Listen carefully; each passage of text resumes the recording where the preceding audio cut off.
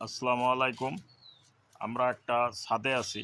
এই ছাদে বিভিন্ন ধরনের ফলের গাছ লাগানো হয়েছে। গাছগুলোর চেহারা, টব দেখলে তো আপনাদের মনে হবে যে আসলে এইসব টবেই কিন্তু গাছ লাগানো উচিত। আমরা যারা ফলের গাছ লাগাই তারা কিন্তু দেখা যায় যে ছোট টাইপের ড্রামে ফলের গাছ লাগান, প্রথমে হয়তো ভালো ফলন আসে, পরবর্তীতে আর আসে না।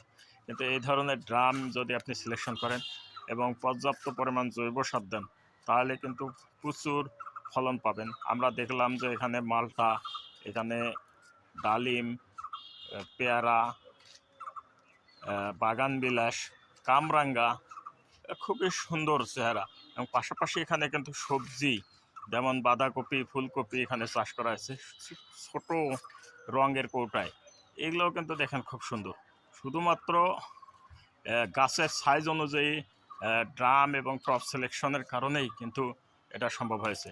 আপনারা যারা অনেকেই আমাকে প্রশ্ন করছেন যে কী পরিমাণের টব লাগবে, এই যে টবগুলো দেখলে আপনি বুঝতে পারছেন যে আপনার বাগানে ছাদে বিশেষত চাষ করার জন্য অবশ্যই গাছের সাইজ অনুযায়ী আপনার টব সিলেকশন করতে হবে। তাহলেই কিন্তু আপনি ভালো ফলন পেতে পারেন। ধন্যবাদ।